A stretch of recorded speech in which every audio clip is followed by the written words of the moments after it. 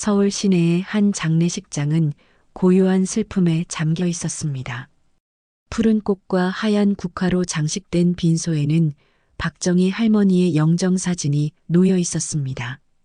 72년의 삶을 마감한 그녀의 얼굴은 사진 속에서 엄숙하면서도 단아한 미소를 머금고 있었습니다.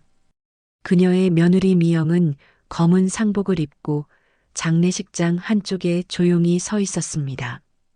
그녀의 눈은 붉게 부어 있었고 얼굴에는 지난 3년간의 병간호로 인한 피로가 깊게 새겨져 있었습니다. 10년 동안 모셨던 시어머니가 이제는 더 이상 이 세상에 없다는 사실이 미영에게는 아직도 현실로 다가오지 않았습니다. 그녀의 마음 한구석에서는 이제 더 이상 시어머니의 냉대를 받지 않아도 된다는 안도감과 끝까지 시어머니의 인정을 받지 못했다는 허무함이 교차했습니다. 장례식장 안은 낮은 흐느낌과 조문객들의 위로의 말들로 가득했습니다. 미영이 찻잔을 정리하기 위해 움직이던 그때 어디선가 둘째 며느리 강소연의 목소리가 그녀의 귀에 또렷이 들렸습니다. 네. 형님이 어머님을 제대로 모시지 못한 것 같아요. 어머님 마지막까지 형님 때문에 마음고생이 심하셨죠. 미영은 그 말에 가슴이 철렁 내려앉았습니다. 그녀는 천천히 고개를 돌려 소리가 나는 방향을 바라보았습니다. 소연은 친척들에게 둘러싸여 장례 절차를 주도하고 있었습니다. 38세의 나이에도 여전히 아름다운 그녀는 검은 상복을 입었지만 화장은 완벽했고 조문객들 앞에서 눈물을 훔치는 모습까지 어쩐지 연습한 듯 했습니다. 소연의 옆에는 그녀의 남편 정재훈이 조용히 서 있었습니다. 사업 실패로 어깨가 축 처진 그의 모습은 아내 소연의 당당함과 대조적이었습니다. 어머님께서 항상 저한테 말씀하셨어요. 소연아, 며느리 중에 내가 제일이다라고요. 소연은 손수건으로 눈가를 톡톡 두드리며 말했습니다. 저는 어머님이 그렇게 생각해 주셔서 정말 감사했어요. 그런데 마지막에 형님이 간호를 제대로 못해서 소연의 말끝을 흐리는 모습에 친척들은 고개를 끄덕이며 그녀의 어깨를 토닥였습니다. 그래, 우리 소연이가 효부지. 미영은 소연이 자신에 대해 하는 말을 들으며 입술을 깨물었습니다. 10년 동안 정성껏 한 번도 불평 없이 시어머니를 모셨는데 이런 말을 들어야 했습니다. 마지막 3년은 시어머니의 암투병을 간호사 출신인 자신이 직접 간호했습니다. 그 과정에서 얼마나 많은 밤을 뜬 눈으로 지새웠는지, 얼마나 많은 눈물을 삼켰는지 아무도 몰랐습니다. 하지만 시어머니는 끝까지 소연만 예뻐했고 소연은 이제 그 사실을 무기로 미영을 모함하고 있었습니다.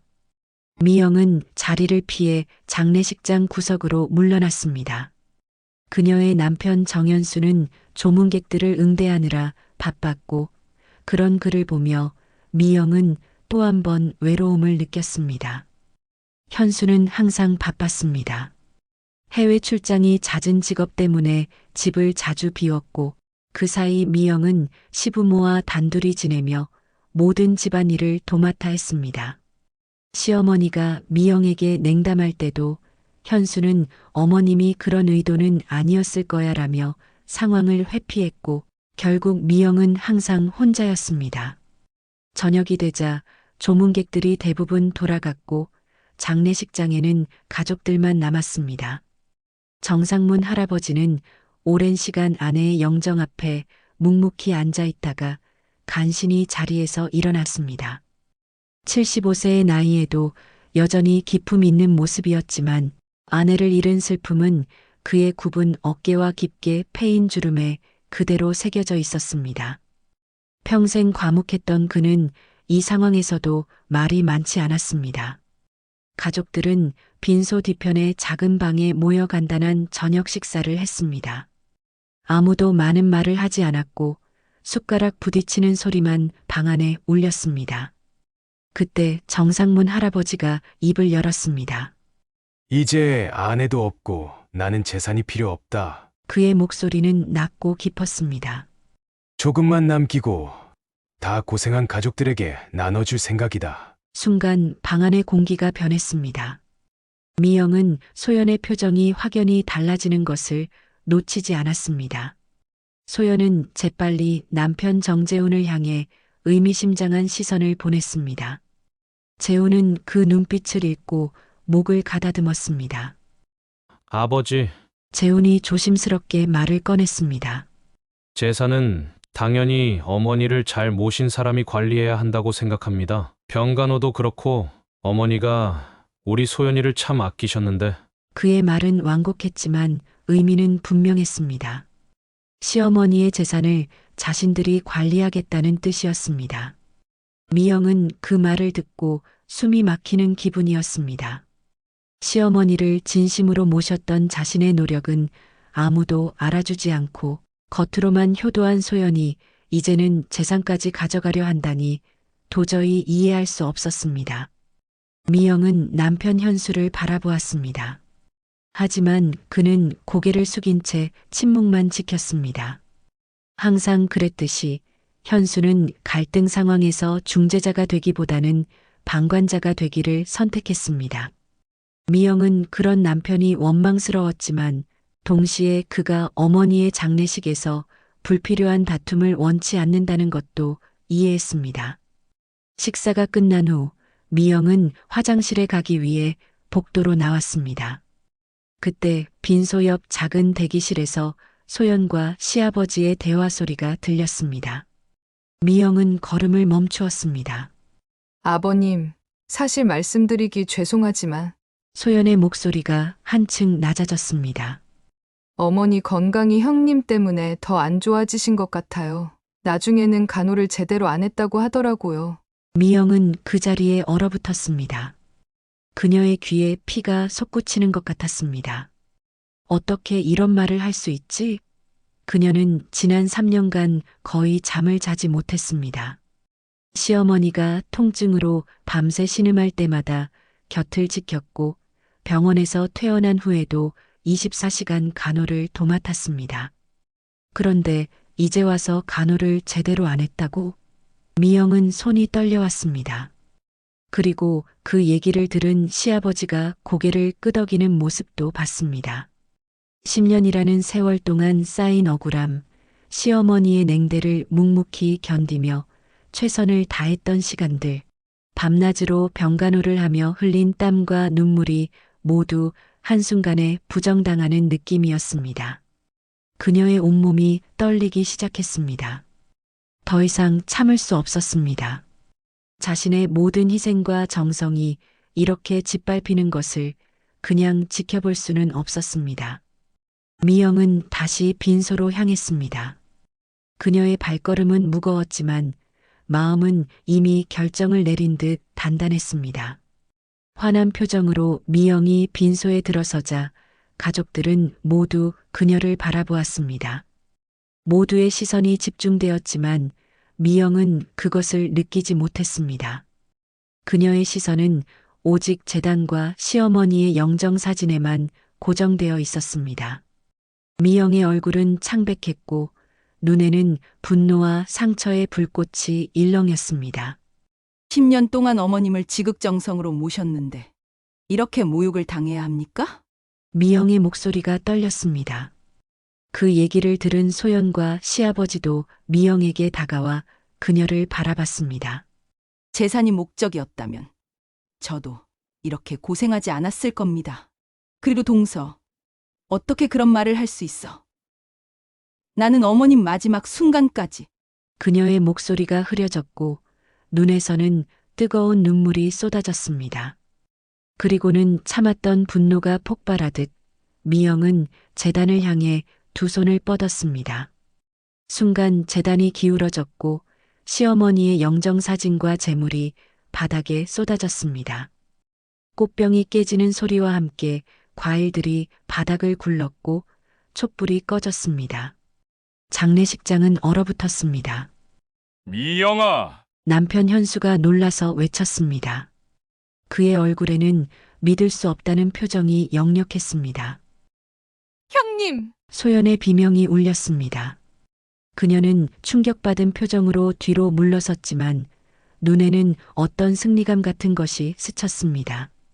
재우는 입을 벌린 채 상황을 지켜보기만 했고 시아버지 정상문 할아버지는 아무 말 없이 그저 미영을 바라보았습니다. 미영은 그 자리에 주저앉아 오열했습니다. 10년 동안의 기억이 물밀듯이 밀려왔습니다. 어떻게 그럴 수 있어요? 미영은 흐느끼며 말했습니다. 제가 얼마나 정성껏 모셨는데. 장례식장은 완전한 침묵에 빠졌고 깨진 꽃병의 물이 바닥을 적시며 천천히 퍼져나갔습니다. 시어머니의 영정사진은 바닥에 떨어져 유리가 깨졌지만 그 사진 속 표정은 여전히 엄격하고 단호해 보였습니다. 마치 죽어서도 미영을 질책하는 듯 했습니다. 그 순간 미영의 마음속에서는 무언가가 완전히 무너져 내렸습니다. 미영은 눈물을 닦으며 천천히 일어섰습니다. 그녀의 목소리는 더 이상 떨리지 않았습니다. 바닥에 흩어진 제사상과 깨진 영정사진 앞에서 그녀는 10년 전으로 돌아갔습니다. 모든 것이 시작된 그날, 때는 10년 전 비가 내리던 4월의 어느 날이었습니다. 서울대학교 병원 응급실은 환자들로 북적였고 미영은 12시간 근무의 마지막 시간을 보내고 있었습니다. 그때 하얀 머리의 단정한 노부인이 복통을 호소하며 응급실에 내원했습니다. 괜찮으세요, 어르신? 미영이 노부인에게 다가가 물었습니다. 노부인은 통증에 찡그린 얼굴로 고개를 가로저었습니다. 미영은 즉시 노부인의 활력 징후를 측정하고 응급실 의사에게 보고했습니다. 그녀의 정확한 관찰과 빠른 대처 덕분에 노부인은 급성 담낭염 진단을 받고 적시에 치료를 시작할 수 있었습니다. 정말 고마워요, 간호사님. 통증이 가라앉자 노부인이 미영의 손을 잡았습니다. 당신 덕분에 큰 고생을 면했네요. 괜찮습니다. 제 일인걸요? 미영이 미소 지었습니다. 그 노부인이 바로 박정희 할머니였고 그녀는 미영의 친절과 따뜻함에 깊은 인상을 받았습니다. 퇴원 전날 박정희 할머니는 자신의 아들 정현수를 병원에 데려왔습니다. 이분이 내가 말했던 간호사야. 그리고는 미영을 바라보며 웃으며 말했습니다. 우리 아들 아직 장가를 못 갔는데 남편감으로 어때? 박정희 할머니가 웃으며 말했습니다. 미영은 쑥스러움에 얼굴이 붉어졌지만 그녀 앞에 선 훤칠한 키의 남자를 보고 가슴이 두근거렸습니다. 정현수는 부드러운 미소를 지니고 있었고 그의 눈빛은 따뜻했습니다. 그렇게 시작된 두 사람의 만남은 6개월 후 결혼으로 이어졌습니다. 미영은 현수를 사랑했고 특히 그의 어머니 박정희 할머니가 자신을 아들의 배우자로 선택해 주었다는 사실이 고마웠습니다. 결혼 초기 모든 것은 완벽했습니다. 박정희 할머니는 미영을 친딸처럼 아끼고 집안일도 함께 도왔습니다. 미영은 시어머니의 건강을 챙기며 간호사로서의 지식을 활용했고 시어머니는 그런 며느리가 자랑스러워했습니다. 하지만 6개월이 지나자 상황이 조금씩 변하기 시작했습니다. 현수가 장남이었기에 박정희 할머니는 며느리에 대한 기대가 높았습니다. 처음에는 사소한 지적으로 시작했습니다. 미영아, 요즘 아침에 좀 늦는데 우리는 항상 새벽 5시에 일어나 아침 준비를 해야 한단다. 매번 말하는데 아직도 음식이 싱거워. 우리 집안 사람들은 간이 좀 센 음식을 좋아한단다. 옷차림이 너무 단정하지 않구나. 미영은 모든 지적을 겸허히 받아들이고 노력했습니다. 하지만 시어머니의 기준은 계속 높아졌고 미영의 노력은 늘 부족해 보였습니다. 결혼 2년이 지났을 때 미영과 현수는 아이를 갖고 싶어 했습니다. 하지만 여러 번의 시도에도 불구하고 임신이 되지 않자 그들은 병원을 찾았습니다. 검사 결과 미영에게 불임 문제가 있다는 진단이 내려졌습니다. 괜찮아요, 여보. 우리는 둘이서도 행복하게 살 수 있어요. 현수가 미영을 위로했지만 그녀는 자신의 문제로 남편에게 아이를 줄 수 없다는 사실에 깊은 상처를 받았습니다. 더 큰 충격은 시어머니의 변한 태도였습니다. 불임 사실이 알려지자 박정희 할머니는 미영을 대하는 방식이 완전히 달라졌습니다. 대를 이을 손자도 못 낳는 며느리가 무슨 소용이니? 우리 집안에 무슨 죄가 있어서 이런 며느리가 들어왔나? 현수야, 너는 아직 젊으니 다시 시작할 수도 있어. 시어머니의 날카로운 말들은 미영의 가슴에 깊은 상처를 남겼습니다. 현수는 어머니의 그런 말에 크게 반발하지 않았습니다. 그저 어머니도 집안대를 잇는 게 중요하니까 그러시는 거야 라고만 말했습니다.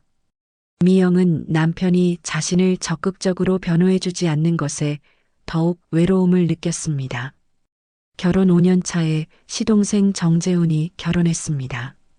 그의 아내 강소연은 첫인상부터 완벽했습니다. 명문대 출신의 단정한 외모, 공손한 태도까지 갖춘 소연은 처음부터 시어머니의 마음을 사로잡았습니다. 소연이는 정말 예쁘고 너무 잘해. 시어머니가 주변 친지들에게 자랑했습니다. 똑똑하고 예의 바르고 음식 솜씨도 좋지. 미영은 시어머니의 그런 말에 가슴이 아팠지만 표정 관리를 했습니다. 그녀는 소연과 좋은 관계를 유지하려 노력했고 동서로서 서로 도우며 지내고 싶었습니다. 결정적인 변화는 소연이 결혼 1년 만에 아들을 낳았을 때 찾아왔습니다. 시어머니는 첫 손자를 보고 기쁨의 눈물을 흘렸고 소연을 우리 집의 보물이라고 불렀습니다. 소연이, 내가 우리 집안의 대를 이었구나. 고맙다.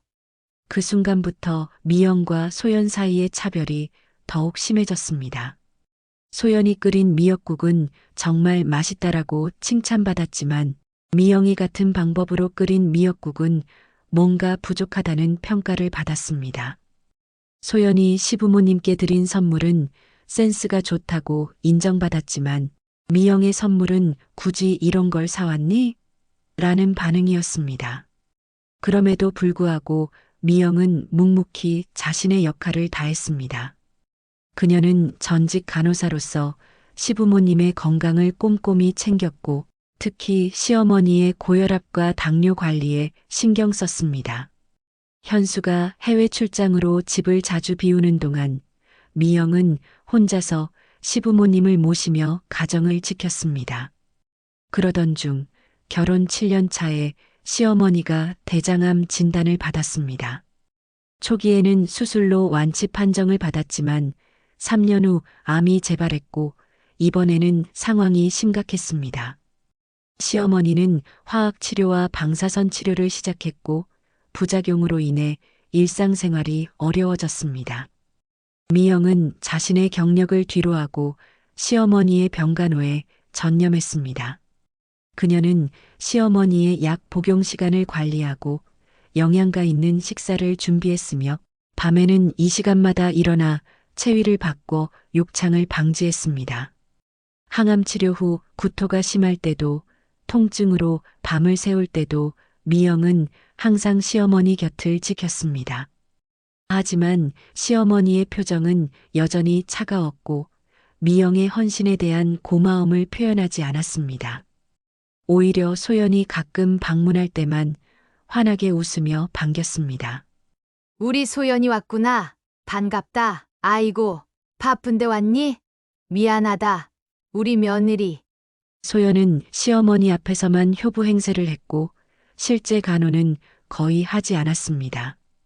그녀는 방문할 때 화려한 꽃다발과 비싼 보양식을 들고 와서 주변의 시선을 끌었지만 시어머니의 실질적인 필요를 채워주지는 않았습니다. 그런데도 시어머니는 소연이 잠깐 손을 잡아주는 것에 더 큰 위안을 느끼는 듯 했습니다. 가장 가슴 아픈 것은 시어머니의 상태가 악화되자 소연이 주변에 미영에 대한 좋지 않은 소문을 퍼뜨린 일이었습니다. 그녀는 친척들과 이웃들에게 형님이 어머님을 제대로 모시지 못해 상태가 악화됐다고 말했습니다. 심지어 미영이 시어머니의 약을 제때 챙겨드리지 않았다거나 식사를 소홀히 했다는 거짓말까지 했습니다. 그런 말들이 귀에 들려올 때마다 미영은 가슴이 찢어지는 듯 했습니다. 하지만 그녀는 시어머니에게 말하지 않았습니다. 시어머니 건강이 안 좋은 상황에 그런 말들을 하면 오히려 시어머니 건강에 좋지 않을 것이라 판단했고 그저 자신이 진심으로 돌보면 언젠가는 알아주시리라 믿었습니다. 시어머니의 상태는 더욱 악화되었고 마지막 몇 주는 미영이 병원 침대 옆에서 하루 24시간을 지켰습니다. 현수도 해외 출장을 미루고 돌아왔지만 그는 어머니의 상태를 보고 감당하지 못했습니다. 결국 마지막 순간에도 미영이 홀로 시어머니의 임종을 지켰습니다. 어머님, 편히 가세요. 제가 아버님 잘 모실게요. 미영이 시어머니의 손을 잡고 속삭였습니다. 시어머니는 마지막 순간 미영의 손을 약하게 꼭 쥐었습니다. 그리고 그녀의 눈에서 한 줄기 눈물이 흘러내렸습니다. 그것이 미영에게 남긴 마지막 메시지였습니다. 시어머니가 돌아가신 후 미영은 깊은 슬픔에 잠겼습니다. 10년간의 서운함과 상처에도 불구하고 그녀는 진심으로 시어머니를 그리워했습니다. 그리고 장례식장에서 소연이 한 말을 들었을 때 10년간 쌓인 모든 억울함과 분노가 한순간에 폭발했습니다. 그녀의 눈에서는 뜨거운 눈물이 흘러내렸고 10년간의 헌신과 소외감이 그 눈물에 담겨 있었습니다. 장례식장의 무거운 침묵 속에서 그녀는 자연스럽게 시아버지 정상문 할아버지를 바라보았습니다. 75세의 노학자는 여전히 담담한 표정으로 상황을 지켜보고 있었습니다. 아버님, 미영이 떨리는 목소리로 말을 이었습니다. 아버님은 항상 말씀이 없으셨지요. 정상문 할아버지는 평생 말보다 행동으로 살아온 사람이었습니다. 서울대학교 국문학과 교수로 30년을 재직하며 그는 강의실에서도 필요한 말만 간결하게 했습니다. 학생들은 그를 침묵의 정교수라고 불렀지만 동시에 그의 통찰력과 지혜를 존경했습니다. 가정에서도 그는 과묵했습니다. 아침 식사 시간에 신문을 읽으며 가끔 오늘 날씨가 좋구나라고 말하는 정도였고 저녁 식사 때는 밥이 맛있다는 짧은 칭찬이 전부였습니다. 대부분의 집안 대소사는 아내 박정희 할머니가 결정했고 그는 묵묵히 따랐습니다. 미영이 이 집에 며느리로 들어온 첫날 정상문 할아버지는 단 한마디만 했습니다. 잘 부탁한다. 그 후로 그는 미영에게 거의 말을 걸지 않았지만 항상 관심 있게 지켜보고 있었습니다. 식사 시간에 박정희 할머니가 미영의 음식을 비난할 때마다 정상문 할아버지는 조용히 그 음식을 더 많이 먹었습니다. 미영이 시어머니의 고혈압 약을 정확히 챙겨드리는 모습, 밤늦게까지 집안일을 하는 모습, 그리고 시어머니의 냉담한 대우에도 묵묵히 참는 모습까지 모두 그의 눈에 담겨 있었습니다. 소연이 가족에 합류한 후 정상문 할아버지는 더욱 침묵했습니다. 시어머니가 소연을 노골적으로 편애하는 상황에서 그는 불편한 기색을 내비쳤지만 직접 개입하지는 않았습니다. 소연은 시아버지의 과묵함을 약점으로 여기고 그를 무시했습니다. 정상문 할아버지가 거실에서 책을 읽고 있으면 소연은 마치 그가 없는 것처럼 행동했고 시어머니에게만 온갖 관심을 쏟았습니다. 어머님, 이 영양제 정말 좋다고 해서 사왔어요. 어머님, 제가 어머님 좋아하시는 도라지 무침 만들어 왔어요. 어머님, 손주 보세요. 어머니 닮아서 정말 예쁘죠? 소연은 시어머니의 마음을 사로잡기 위해 모든 노력을 다했지만 시아버지에게는 아버님, 식사하세요라는 형식적인 인사만 건넸습니다. 그런 소연의 태도에도 정상문 할아버지는 특별한 반응을 보이지 않았습니다. 하지만 그의 날카로운 눈은 소연이 시어머니 앞에서만 효부 행세를 하고 뒤에서는 전혀 다른 모습을 보이는 것을 놓치지 않았습니다.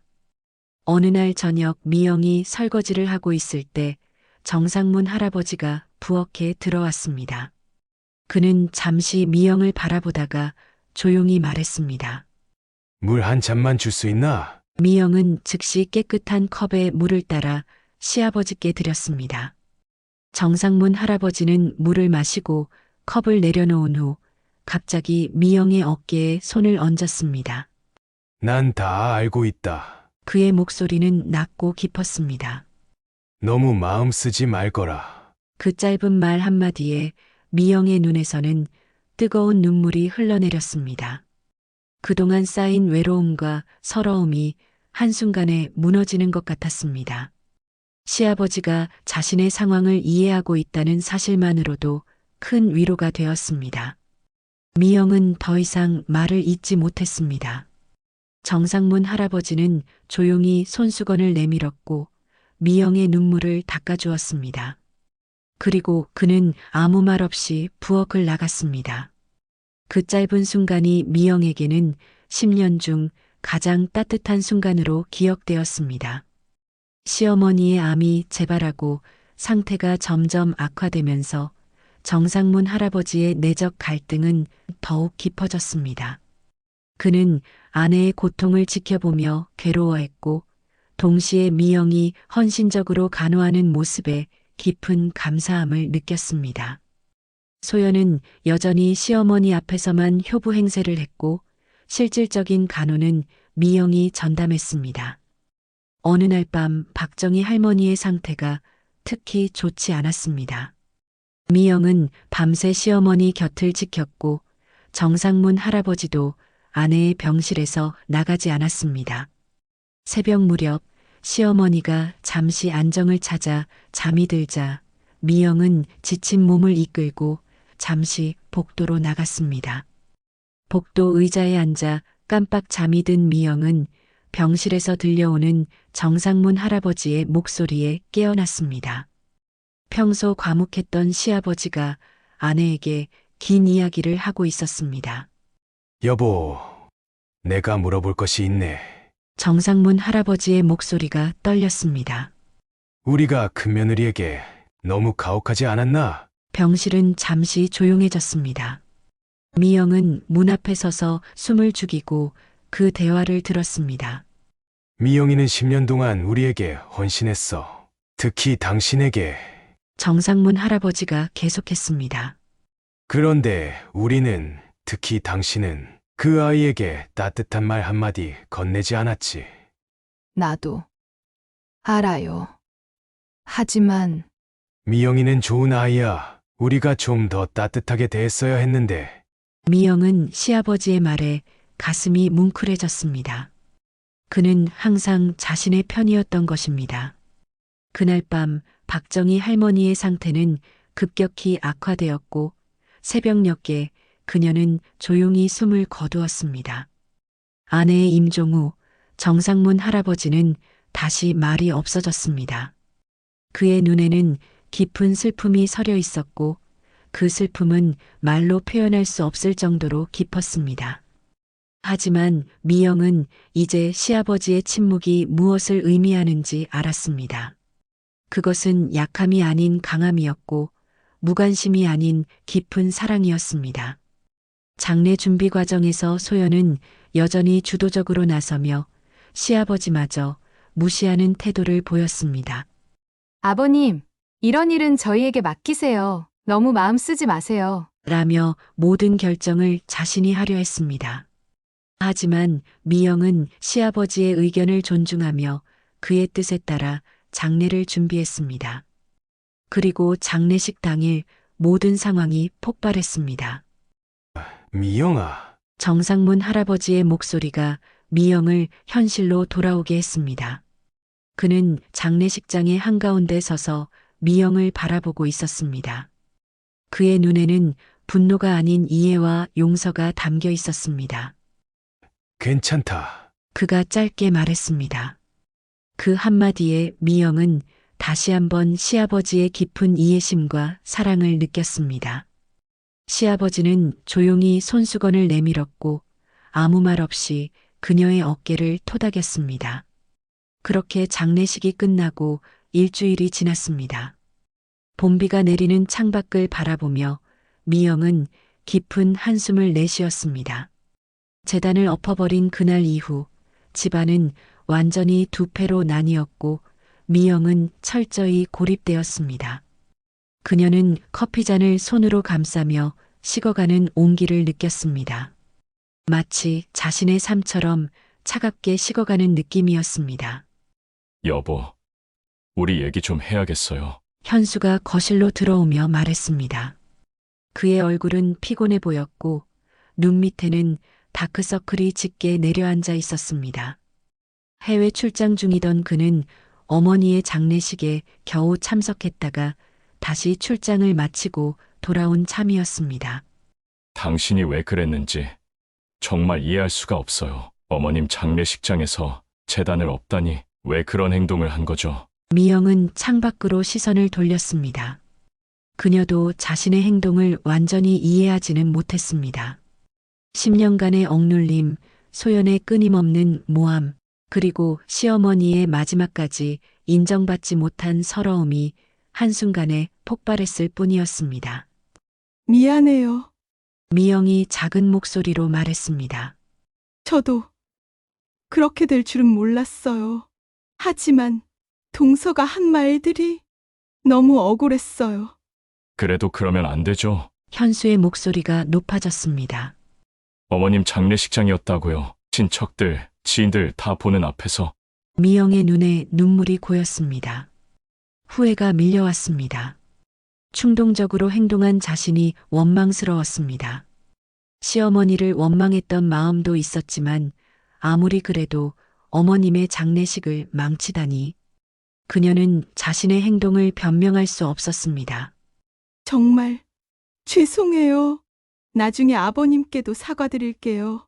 아버지는 지금 얼마나 마음이 아프시겠어요. 아내를 보낸 슬픔도 크신데 장례식까지 그렇게 되어버리고. 현수는 한숨을 내쉬었습니다. 미영이 입을 열려는 순간 초인종이 울렸습니다. 현수가 문을 열자 소연과 재훈이 서 있었습니다. 소연의 얼굴은 평소와 달리 창백했고 눈가는 붉어 보였습니다. 하지만 미영은 그것이 진짜 슬픔인지 연기인지 구분할 수 없었습니다. 우리 좀 얘기할 수 있을까요? 소연이 조심스럽게 물었습니다. 그녀는 미영을 쳐다보지 않았습니다. 네 사람은 거실에 앉았습니다. 무거운 침묵이 내려앉았고 누구도 먼저 말을 꺼내지 않았습니다. 마침내 소연이 입을 열었습니다. 사실 많이 걱정돼요. 소연이 천천히 말했습니다. 형님이 장례식장에서 그런 행동을 하시는 걸 보고 정말 충격이었어요. 저희만이 아니라 아버님도 많이 놀라셨대요. 미영은 자리에서 일어나려 했지만 현수가 그녀의 손을 잡아 제지했습니다. 계속 말해보세요. 아버님께서 많이 힘드신데 형님 때문에 더 마음이 아프시대요. 소연은 손수건으로 눈가를 닦았습니다. 사실 아버님 댁에 들렀다가 오는 길이에요. 아버님께서 많이 편찮으세요. 아버지가 어떻게? 현수가 놀라 물었습니다. 많이 우울해하세요.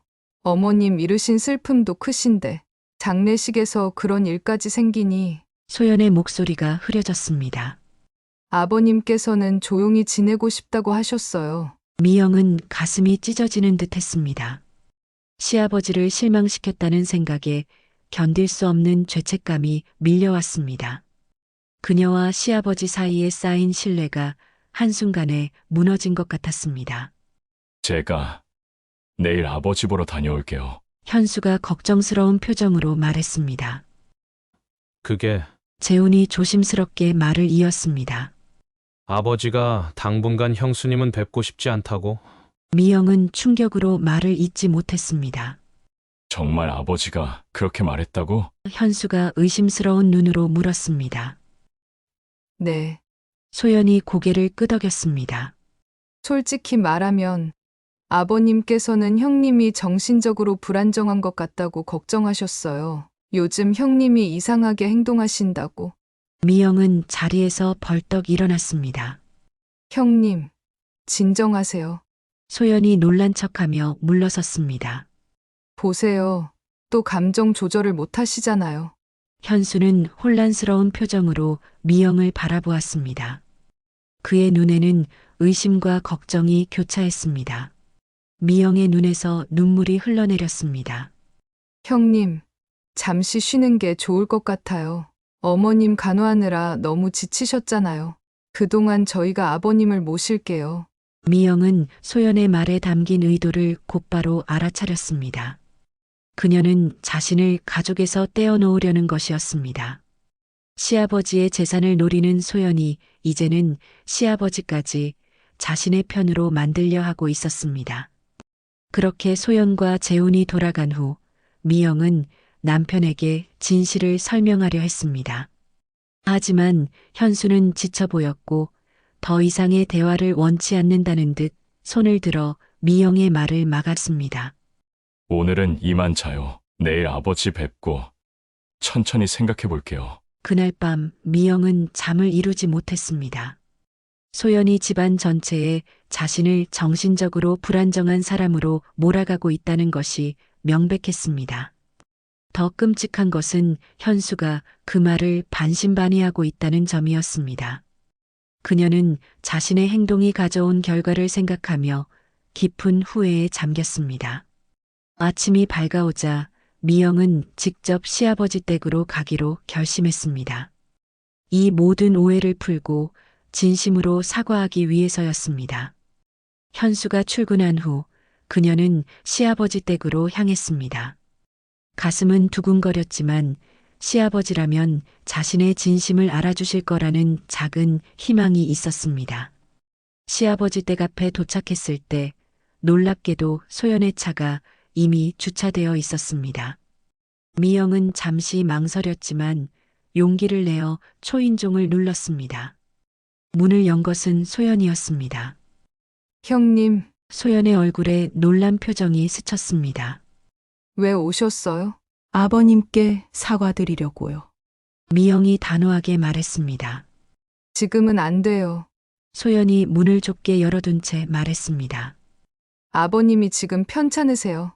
오늘 아침에 갑자기 어지러움을 호소하셔서 제가 와봤어요. 미영은 소연의 말을 믿을 수 없었습니다.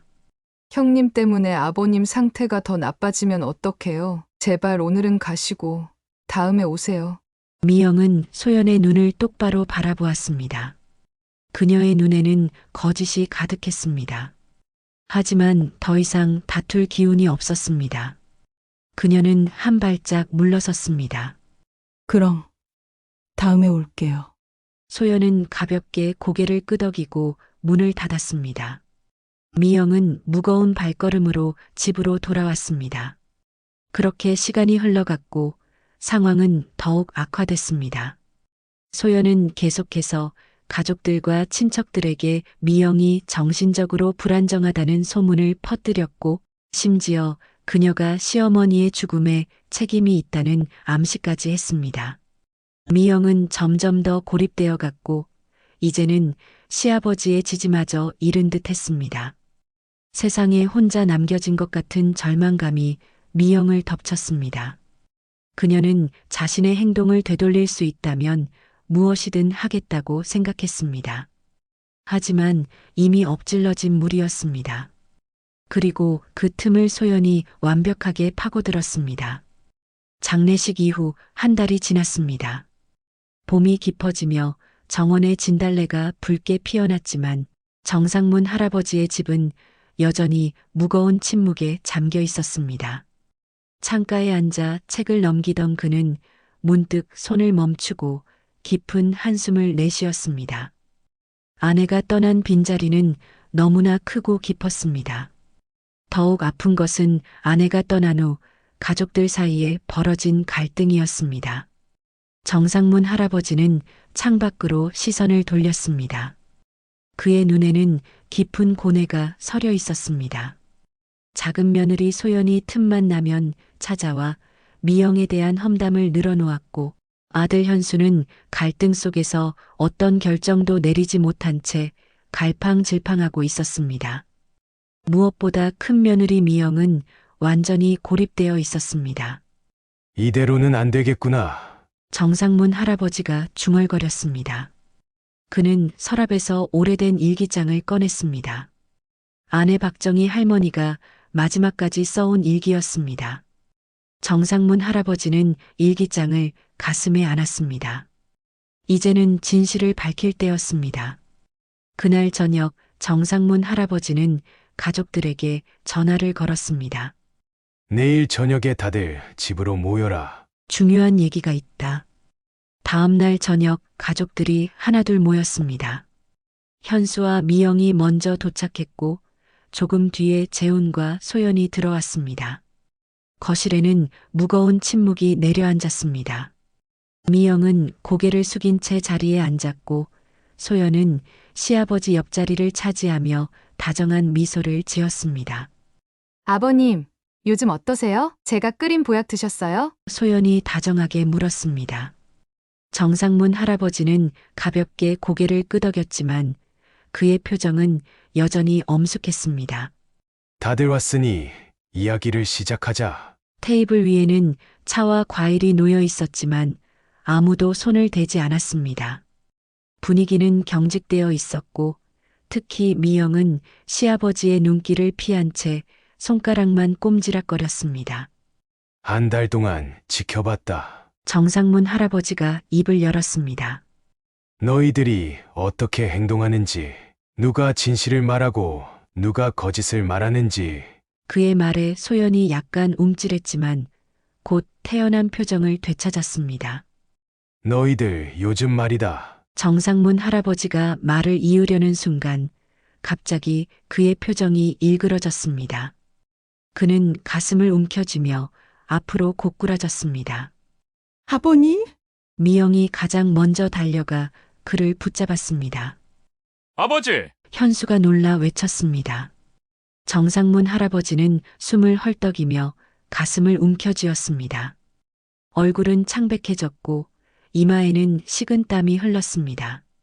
그는 미영의 팔 안에서 고통스러운 신음을 내뱉었습니다. 미영은 침착하게 119에 전화하라고 지시했습니다. 그리고 그녀는 재빨리 시아버지를 바닥에 눕히고 넥타이를 풀어주었습니다. 아버님, 제 말 들리세요? 심장이 아프세요? 정상문 할아버지는 고통스러운 표정으로 간신히 고개를 끄덕였습니다. 미영은 과거 간호사 경험을 살려 즉시 응급처치를 시작했습니다. 그녀는 시아버지의 맥박을 확인하고 호흡을 살폈습니다. 아버님, 깊게 숨 쉬세요. 천천히. 제 말 따라서요. 미영이 침착하게 말했습니다. 구급차가 곧 올 거예요. 소연은 충격으로 얼어붙은 채 서 있었고 재우는 황급히 현관문으로 달려가 구급차를 기다렸습니다. 현수는 아버지의 손을 꼭 잡고 있었습니다. 아버님, 제발 버티세요. 미영의 눈에 눈물이 고였습니다.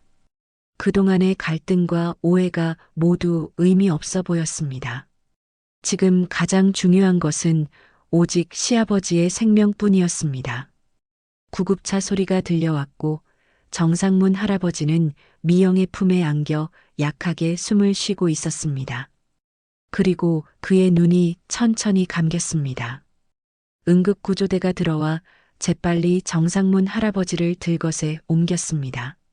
미영은 눈물로 흐려진 시선으로 시아버지가 구급차에 실려가는 모습을 지켜보았습니다. 병원 응급실의 하얀 형광등 아래 미영은 시아버지의 손을 꼭 잡고 있었습니다. 구급차 안에서 미영은 시아버지의 상태를 계속 체크하며 산소 마스크 착용을 도왔습니다. 가슴 통증으로 쓰러진 시아버지는 의식이 희미한 상태였지만 미영의 빠른 대처 덕분에 상태가 악화되지 않았습니다. 급성 심근경색입니다. 다행히 초기에 적절한 응급처치가 이루어져 위험한 고비는 넘겼습니다. 의사가 가족들에게 설명했습니다. 간호사 출신이신 분이 계셔서 정말 다행이었습니다. 그 골든타임을 놓쳤다면 상황이 훨씬 좋지 않았을 겁니다. 미영은 그 말을 듣고 안도의 한숨을 내쉬었습니다. 옆에 선 현수는 아내의 어깨를 꼭 감싸 안았습니다. 여보, 정말 고마워요. 당신이 아니었으면 현수의 목소리가 떨렸습니다. 중환자실에 입원한 정상문 할아버지는 48시간 동안 집중 치료를 받았습니다. 미영은 병원을 떠나지 않고 시아버지 곁을 지켰습니다. 간호사 출신인 그녀는 의료진과 원활하게 소통하며 시아버지의 상태를 꼼꼼히 확인했습니다. 매 시간 체크되는 활력 징후, 약물 투여 시간, 수액 교체 시간까지 모두 기록했습니다. 소연과 재우는 첫날 병문안을 왔다가 곧 돌아갔습니다. 우리는 내일 중요한 약속이 있어서요. 내일 다시 올게요. 소연은 그렇게 말하고 서둘러 병원을 떠났습니다. 하지만 다음 날도 그 다음 날도 소연은 짧게 방문했다가 바빠서라는 핑계로 일찍 자리를 떴습니다. 미영은 그런 소연을 원망하지 않았습니다. 지금 가장 중요한 것은 시아버지의 회복이었기 때문입니다. 사흘 후 정상문 할아버지의 상태가 안정되어 일반 병실로 옮겨졌습니다. 미영은 병실에서 거의 살다시피 했습니다. 그녀는 병원 음식 외에도 직접 준비한 죽과 과일즙을 가져와 시아버지의 회복을 도왔습니다. 미영아, 집에 가서 좀 쉬어. 현수가 걱정스럽게 말했습니다. 괜찮아요. 미영이 답했습니다. 병원 생활이 일주일째 되던 날 소연과 재훈이 다시 방문했습니다. 이번에는 평소보다 오래 머물렀고 소연은 가족들 앞에서 시아버지를 극진히 대했습니다. 아버님, 퇴원하시면 저희 집에 오셔서 편히 쉬세요. 소연이 다정하게 말했습니다. 시아버지는 아직 말을 많이 하기 힘든 상태였지만 고개를 살짝 끄덕이며 감사의 뜻을 표했습니다. 소연은 만족스러운 표정으로 미소 지었습니다. 저녁이 되자 소연과 재우는 병실을 나갔고 미영은 복도에서 화장실을 다녀오려던 참이었습니다. 그때 병실 문 밖에서 소연과 재훈이 나누는 대화가 들렸습니다. 에이, 아버님도 오래 못 사실 텐데 왜 병원비를 써요? 그냥 요양원에 모시는 게 낫지 않아? 소연의 말에 미영은 충격을 받아 발걸음을 멈추었습니다. 소연아, 그런 말은 여기서 하지 말자. 알겠어요. 그런데 분명히 말했어요. 저는 아버님 절대 못 모셔요. 재산 받으면 요양원으로 보내는 거예요. 알겠죠? 소연의 목소리는 냉정했습니다. 미영은 그 말을 듣고 가슴이 찢어지는 것 같았습니다. 그리고 소연의 시아버지를 향한 태도가 너무 화가 났습니다. 자신이 들은 내용을 시아버지께 말해야 할지 고민되었습니다. 시아버지의 건강이 걱정됐지만 한편으로는 시아버지가 진실을 알 권리가 있다고 생각했습니다. 한참을 고민한 끝에 결국 미영은 시아버지의 건강을 우선 생각하기로 했습니다. 지금은 회복이 가장 중요했고 이런 충격적인 이야기는 그의 상태를 악화시킬 수 있었습니다. 그녀는 이 비밀을 가슴속에 묻어두고 나중에 얘기해야겠다고 생각했습니다. 다음 날 아침 미영은 평소와 같이 일찍 병실에 도착했습니다. 밤새 시아버지의 상태를 확인하던 간호사가 반가운 소식을 전했습니다. 어제보다 훨씬 호전되셨어요. 산소 포화도도 안정적이고 활력 징후도 좋습니다. 오늘 담당의 선생님이 진찰하시면 아마 호전된 소식을 들으실 수 있을 거예요. 미영은 기쁜 마음으로 병실에 들어갔습니다. 시아버지는 여전히 산소 마스크를 쓰고 있었지만 어제보다 훨씬 편안해 보였습니다. 그녀는 시아버지의 머리맡에 앉아 손을 잡았습니다. 아버님, 좋은 아침이에요. 오늘은 어제보다 많이 좋아지셨대요. 미영이 밝게 말했습니다. 놀랍게도 정상문 할아버지가 천천히 눈을 떴습니다. 그의 눈은 맑았고 미영을 똑바로 바라보았습니다. 시아버지가 산소 마스크를 조금 내리려 하자 미영이 재빨리 도왔습니다. 정상문 할아버지는 미영의 손을 꼭 잡았습니다. 그 손에는 예전에는 없던 힘이 느껴졌습니다. 그의 입술이 움직였고 비록 작은 목소리였지만 또렷한 말이 나왔습니다. 미영아, 내가 미안하다. 그동안 고생 많았지. 미영의 눈에 눈물이 고였습니다. 눈을 뜬 시아버지의 첫 한마디가 그동안의 모든 상처를 씻어내는 것 같았습니다. 걱정 마라. 정상문 할아버지가 미소 지었습니다. 그것은 지난 10년간 미영이 본 가장 따뜻한 미소였습니다. 이제 모든 것이 바로잡힐 것이다. 미영은 감격에 겨워 눈물을 흘렸습니다. 그동안의 오해와 갈등, 소외감이 모두 녹아내리는 것 같았습니다. 시아버지의 말 한마디가 그녀에게 새로운 힘을 주었습니다. 정상문 할아버지는 고개를 끄덕이며 다시 한번 미영의 손을 꼭 쥐었습니다. 그의 눈에는 결연한 의지가 빛났습니다. 이것은 단순한 회복의 약속이 아니었습니다. 그것은 오랫동안 침묵했던 진실이 마침내 빛을 볼 것이라는 약속이었습니다. 병실의 창문으로 따스한 봄 햇살이 들어왔고 그 빛은 미영과 시아버지의 얼굴을 환하게 비추었습니다.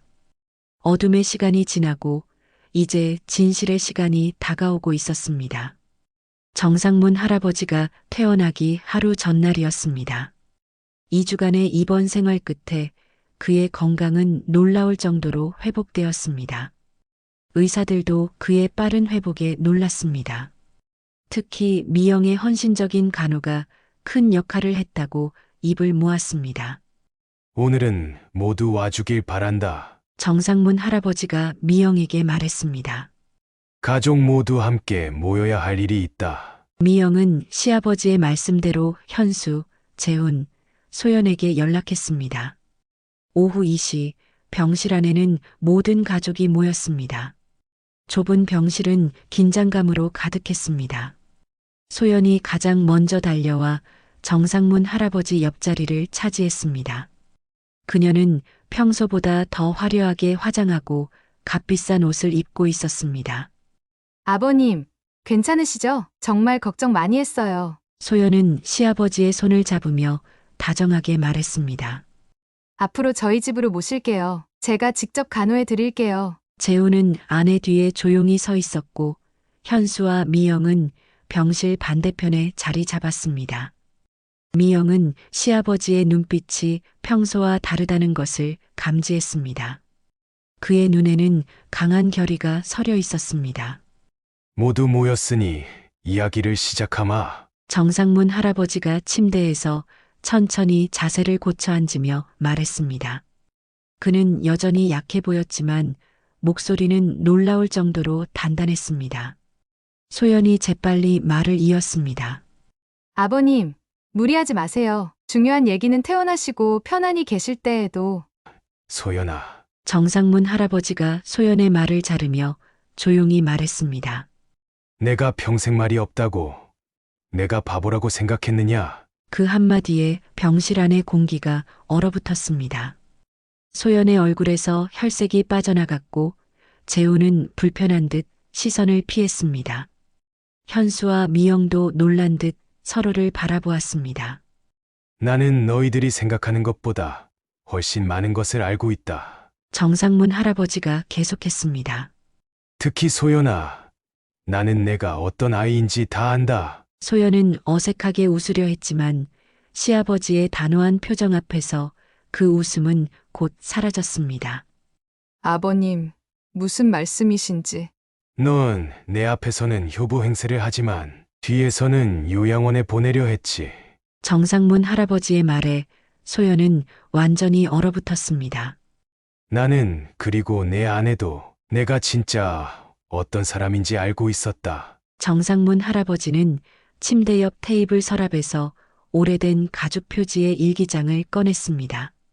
표지가 닳고 구겨진 것으로 보아 오랜 세월 소중히 간직된 것임이 분명했습니다. 이건 내 아내의 일기장이다. 정상문 할아버지가 조용히 말했습니다. 그의 손가락이 일기장 표지를 쓰다듬었습니다. 아내가 마지막 1년 동안 써온 것이다. 아내는 마지막 몇 달 동안 많은 생각을 했다. 정상문 할아버지가 천천히 일기장을 펼쳤습니다. 특히 미영이에 대해서. 시아버지는 일기장의 한 페이지를 펼치고 읽기 시작했습니다. 오늘도 미영이가 밤새 내 곁을 지켰다. 큰며느리가 정말 고맙다. 어느 순간부터 큰며느리에게 표현을 잘 못했다. 어디서부터 잘못됐는지 모르겠다. 내가 죽기 전에 꼭 고맙다고 얘기하고 싶다. 미영은 그 말을 듣고 눈물을 참지 못했습니다. 시어머니가 마음속으로는 자신을 인정하고 있었다는 사실이 믿기지 않았습니다. 현수는 놀란 표정으로 아내의 어깨를 감싸 안았습니다. 정상문 할아버지는 다른 페이지를 넘겼습니다.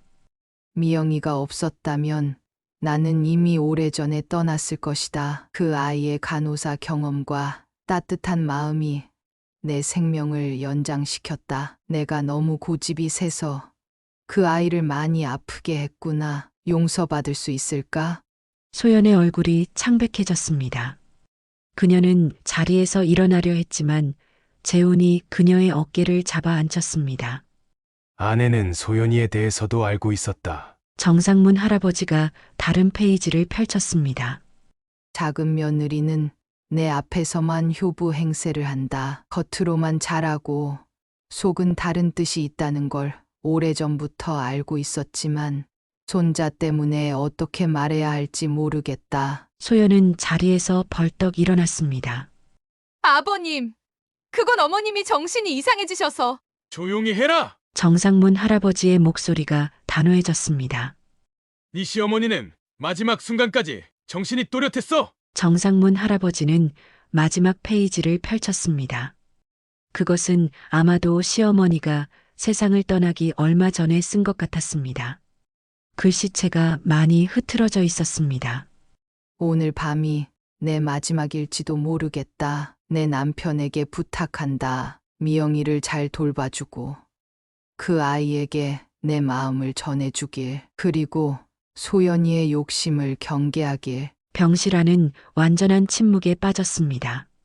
소연은 충격에 빠진 듯 아무 말도 하지 못했고 재훈은 고개를 숙인 채 바닥만 바라보았습니다.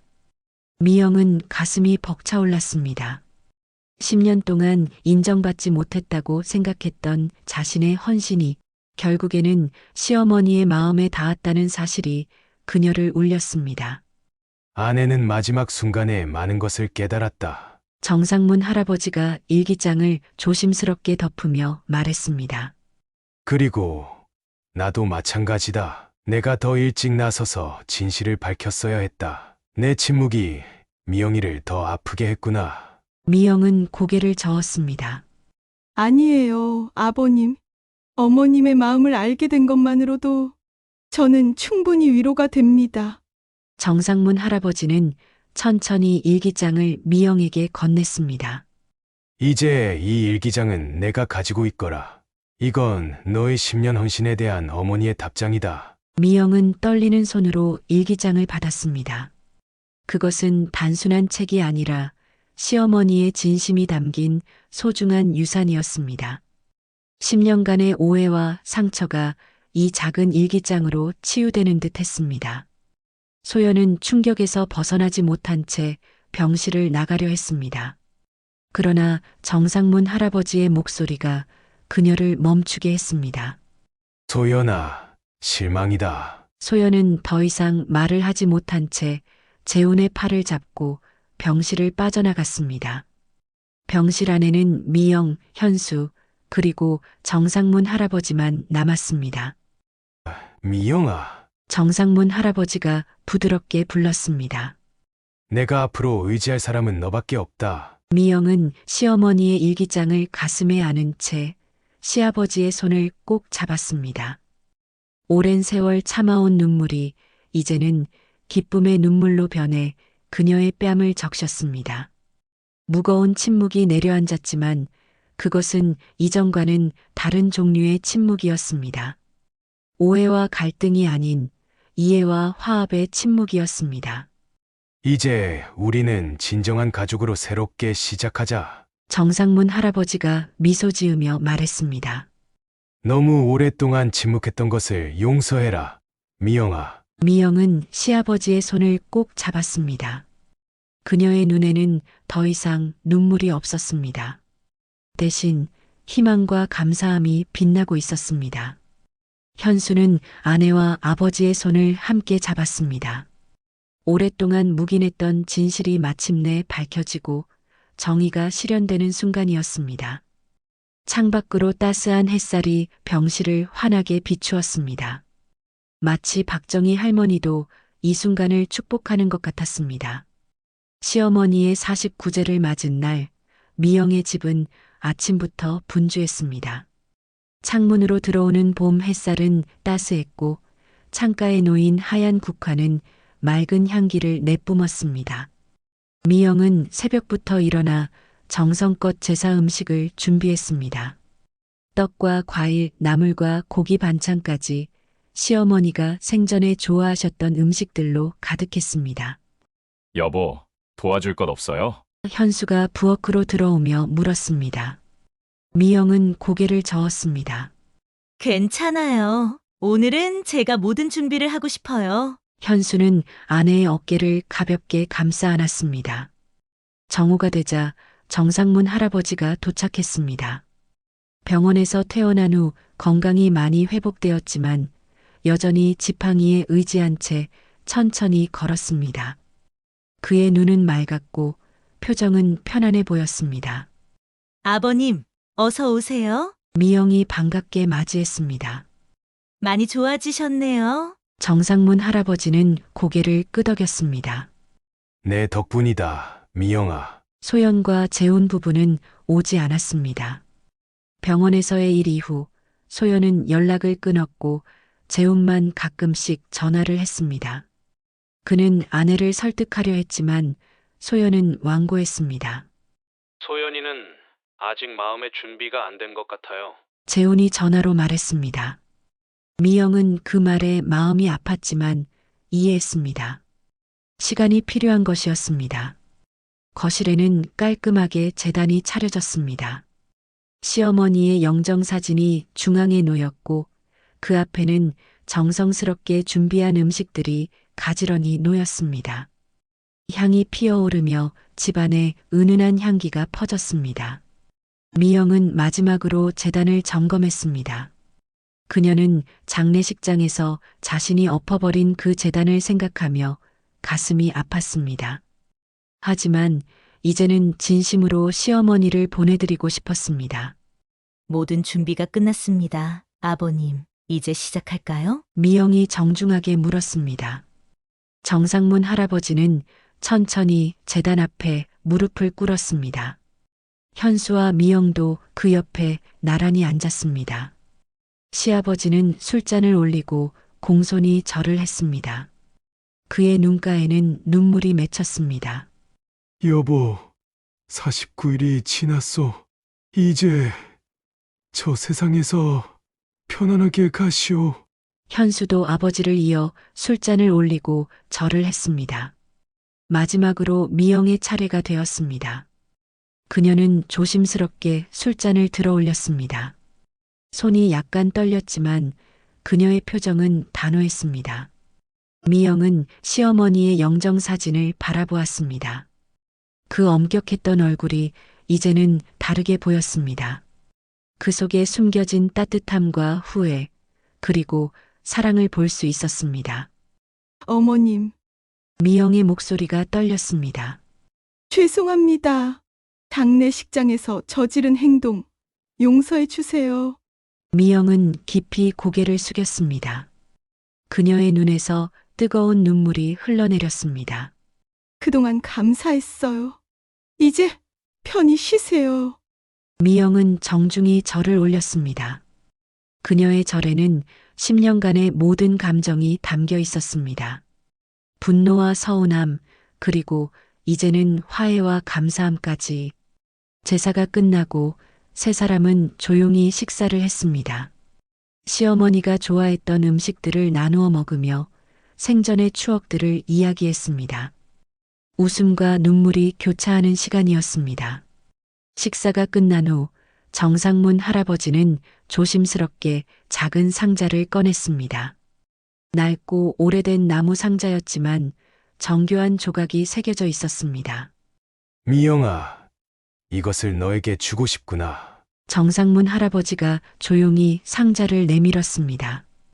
미영은 놀라움과 의아함이 섞인 표정으로 상자를 받았습니다. 아내가 평생 가장 소중히 여긴 물건이다. 정상문 할아버지가 부드럽게 말했습니다. 결혼 전 그녀의 어머니에게서 받은 것이지. 미영은 조심스럽게 상자를 열었습니다. 안에는 은으로 만든 작은 비녀가 놓여 있었습니다. 단순하지만 우아한 디자인이었고 끝에는 작은 연꽃이 장식되어 있었습니다. 정상문 할아버지가 설명했습니다. 아내는 마지막까지 이것을 너에게 주지 못해 안타까워했단다. 미영은 비녀를 조심스럽게 만졌습니다. 시어머니가 그토록 소중히 여겼던 그리고 자신에게 주려 했던 물건이라니 그녀의 눈에 다시 눈물이 고였습니다. 너의 시어머니가 결국 가장 신뢰했던 사람은 결국 너였다, 미영아. 정상문 할아버지의 목소리가 떨렸습니다. 비록 표현하지 못했지만 그녀는 내가 우리 가족의 진정한 기둥이라는 것을 알고 있었다. 미영은 더 이상 말을 잇지 못했습니다. 그녀는 비녀를 가슴에 안고 고개를 숙였습니다. 모든 상처와 아픔이 이 작은 비녀를 통해 치유되는 것 같았습니다. 감사합니다, 아버님. 미영이 간신히 말을 이었습니다. 미영은 다시 제단 앞으로 걸어갔습니다. 시어머니의 사진 앞에서 그녀는 비녀를 들어 보였습니다. 어머님, 이 소중한 선물 감사합니다. 이제 저도 알아요. 어머님의 진심을. 현수와 정상문 할아버지도 미영 옆에 섰습니다. 세 사람은 시어머니의 사진 앞에서 손을 꼭 잡았습니다. 그들의 얼굴에는 평화로운 미소가 어렸습니다. 창밖에서 바람이 불어와 창가의 국화 꽃잎을 살짝 흔들었습니다. 마치 박정희 할머니의 미소 같았습니다. 이제 그녀도 평안을 찾은 듯 했습니다. 49제를 지낸 후 6개월이 흘렀습니다.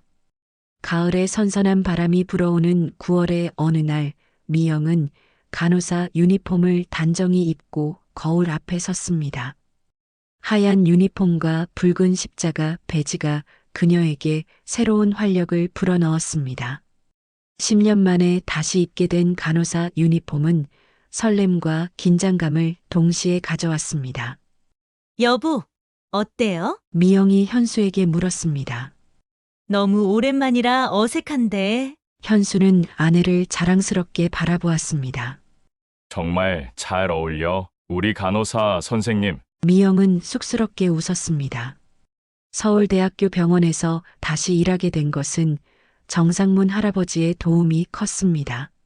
그는 오랜 지인인 병원 이사장에게 미영을 추천했고 병원 측에서는 기꺼이 그녀를 중견 간호사로 채용했습니다. 시어머니가 돌아가신 후 현수와 미영의 관계는 완전히 달라졌습니다. 현수는 자신의 부재와 무관심이 아내에게 얼마나 큰 상처가 되었는지 깨달았습니다.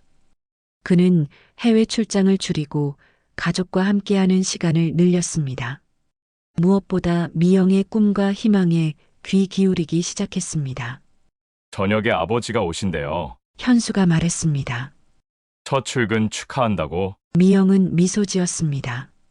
정상문 할아버지와의 관계도 크게 달라졌습니다. 그는 이제 더 이상 과묵한 시아버지가 아니라 미영에게 든든한 후원자이자 진정한 아버지가 되었습니다.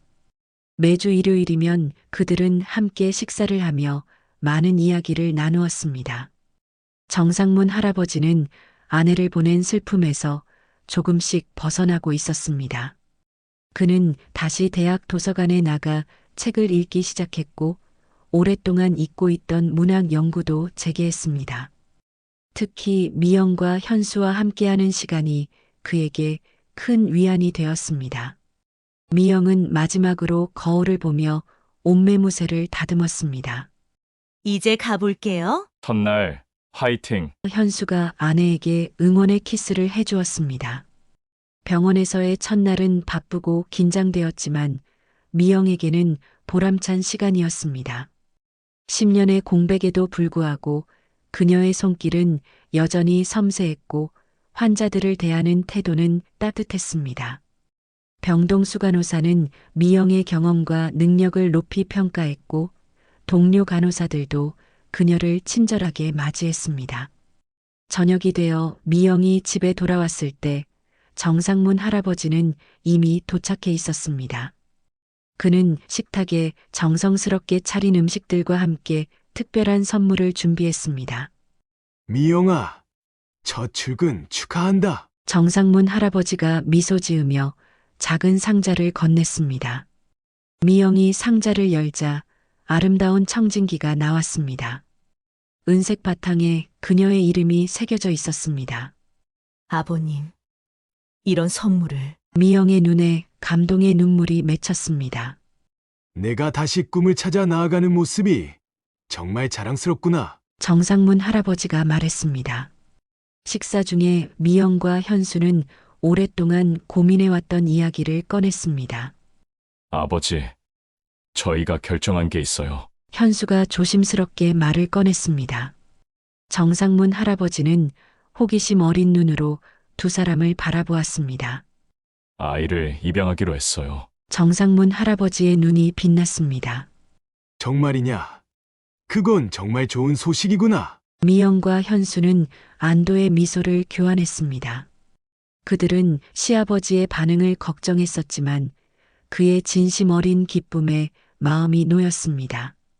어떤 아이인지 물어봐도 될까? 정상문 할아버지가 물었습니다. 4살 여자아이예요. 미영이 대답했습니다. 이름은 수연이고 정말 예쁘고 밝은 아이예요. 다음 주에 아버님께 소개해 드릴게요. 손녀라. 정상문 할아버지의 눈에 기쁨의 눈물이 고였습니다. 내 어머니가 살아계셨다면 얼마나 좋아하셨을까? 1년 후 봄날의 아름다운 오후 미영의 집 정원은 아이의 웃음소리로 가득했습니다. 이제 5살이 된 수연이는 활기차게 뛰어다니며 꽃들을 가리켰습니다. 검은 머리를 양갈래로 묶은 그녀는 미영의 손을 잡고 이 꽃 저 꽃을 탐험했습니다. 정상문 할아버지는 정원 벤치에 앉아 그 모습을 흐뭇하게 지켜보았습니다. 그는 손녀를 무척이나 아꼈고 일주일에 2번씩 찾아와 동화책을 읽어주고 옛날 이야기를 들려주었습니다. 할아버지! 수연이가 달려와 정상문 할아버지의 무릎에 앉았습니다. 이거 봐요. 예쁜 꽃이에요. 수연이의 작은 손에는 하얀 진달래 꽃이 들려 있었습니다. 그래, 정말 예쁘구나. 정상문 할아버지가 미소 지었습니다. 할머니가 가장 좋아하셨던 꽃이 한다. 할머니요? 수연이가 호기심 어린 눈으로 물었습니다. 할머니는 하늘나라에 계신데요. 수연이는 할머니 얼굴도 몰라요. 정상문 할아버지는 주머니에서 작은 사진을 꺼냈습니다. 시어머니 박정희 할머니의 젊은 시절 사진이었습니다. 단아하고 아름다운 미소를 짓고 있는 모습이었습니다. 이분이 바로 너의 할머니란다. 정상문 할아버지가 사진을 수연이에게 보여주었습니다. 수연이는 사진을 유심히 바라보았습니다. 할머니 예뻐요. 근데 왜 눈썹이 찡그려져 있어요? 정상문 할아버지는 부드럽게 웃었습니다. 내 할머니는 엄격했단다. 하지만 가장 따뜻한 사람이었지. 엄격하다는 게 뭐예요? 수연이가 물었습니다.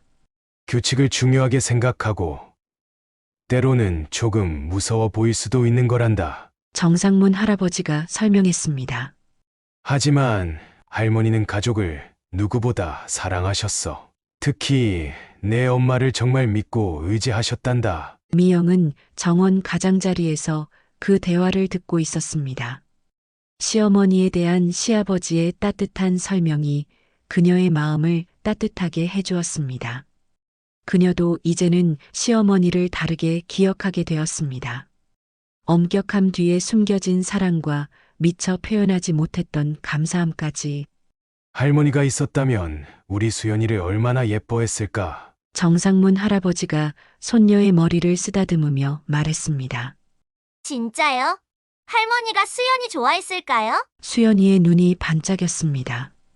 물론이지. 정상문 할아버지가 말했습니다. 그때 현수가 정원으로 나왔습니다. 그는 퇴근 후 바로 집으로 돌아와 가족과 함께하는 시간을 소중히 여겼습니다.